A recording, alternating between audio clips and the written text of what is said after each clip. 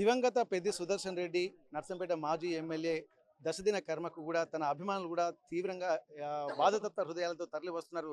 తండోపతండాలుగా తరలి వస్తున్నటువంటి పరిస్థితి. బోనాల పండుగ జోర్దార్గా చేయాలని ఆలోచన చేస్తున్నారా? అయితే కిసాన్ ఫ్యాషన్ మాల్ లా అద్రిపోయే ఆఫర్లున్నాయి. జోర్దార్గా షాపింగ్ చేయండి.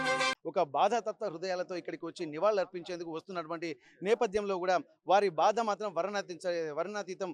అన్నతోటి ఉన్నటువంటి అనుబంధాన్ని చెప్పేందుకు కూడా వారు అంటే వారి ఆవేదన కూడా మాటలు రానిటువంటి పరిస్థితి కనిపిస్తుంది. ఒకసారి ఇక్కడ మనం కొంతమందితో మనం మాట్లాడదాం. నర్సంపేట నియోజకవర్గంలో ఉన్నటువంటి పలు గ్రామాల నుండి కూడా, అలాగే ఉమ్మడి వరంగల్ జిల్లాల నుండి కూడా చాలా మంది తరలి వస్తున్న నేపథ్యంలో ఒక్కసారి పెద్ది సుదర్శన్ రెడ్డి అన్న పైన అభిమానం పెంచుకున్నటువంటి వాళ్ళు ఒక్కొక్కరు పుస్తకాలు రాసి ఆయనకు అంకితం కూడా ఇస్తున్నటువంటి సందర్భాలు కూడా గతంలో చూసాం. మరి అట్లాంటి అభిమానులు కూడా అన్న లేని లోటుని ఎవరు పూడ్చలేరు అన్నటువంటి ఒక ఆవేదన కూడా వాళ్ళలో కనిపిస్తుంది.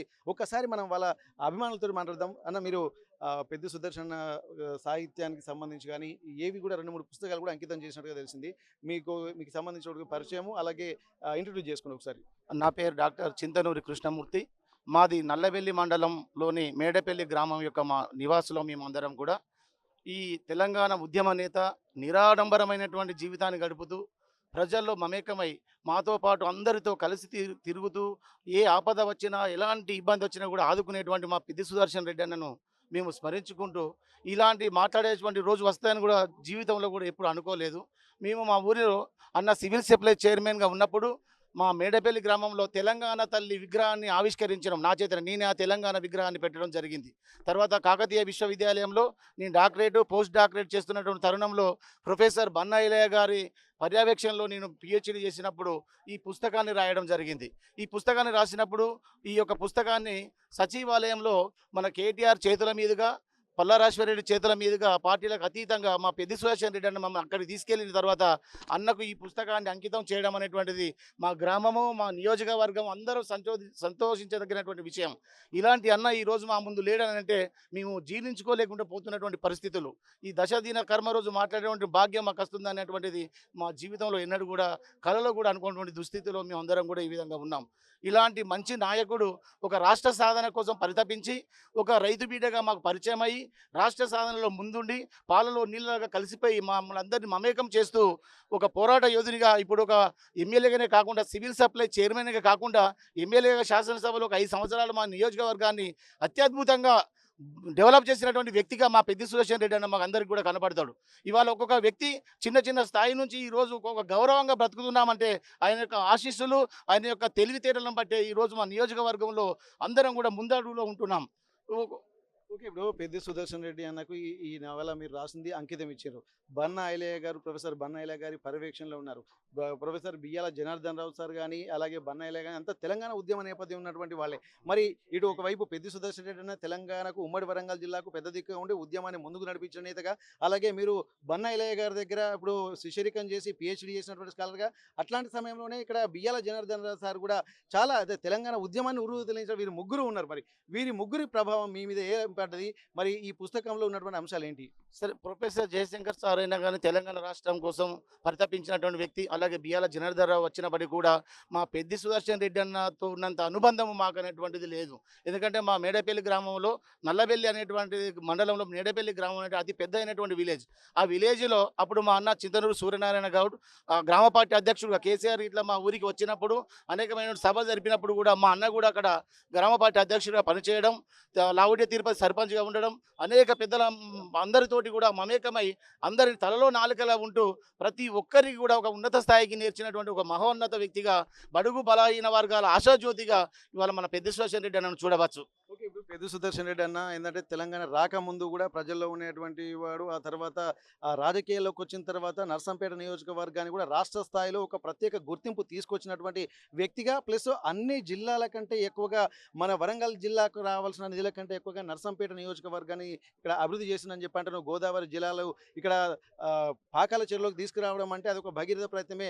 ఒక అభినవ గణపతి దేవుడిగా అతన్ని కీర్తిస్తున్నటువంటి సందర్భాలు అయితే చాలా ఉన్నాయి. అట్లాంటప్పుడు మెడికల్ కాలేజ్ ఇవన్నీ చూసినట్టయితే ఎక్కడ చూసినా ఇవి పెద్ది సుదర్శన్ రెడ్డి కనుక ఒకవేళ మీకు ఎమ్మెల్యే కాకపోతే వచ్చేటువంటి అవకాశమే లేదని చెప్పి చాలా మంది చెప్తున్నటువంటి పరిస్థితి. మరి అట్లాంటి పెద్ది సుదర్శన్ రెడ్డి ఈ రోజు మీ మధ్య లేడు. మరి మీకు ఆ తర్వాత ప్రత్యామ్నాయం ఏంటనుకుంటున్నారు?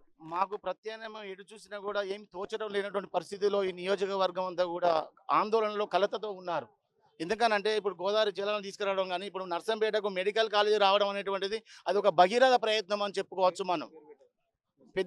నర్సంపేటలో ఉన్నటువంటి మెడికల్ కాలేజీ తీసుకురావడం అనేటువంటిది భగీరథ ప్రయత్నంగా చెప్పవచ్చు. అదే పెద్ది సుదర్శన్ రెడ్డి అన్న కనుక లేకపోతే ఇవాళ ఎంతో మంది విద్యార్థులు నష్టపోయేటువంటి పరిస్థితిలో ఉందాము. ఎందుకంటే ఒక మెడికల్ కాలేజీ రావడం అనేటువంటిది అసాధారణమైన విషయం కాదు. అది ఒక గొప్ప విషయంగా మేము పెద్ది సుదర్శన్ రెడ్డిని అభినందిస్తున్నాం ఈ విషయంలో.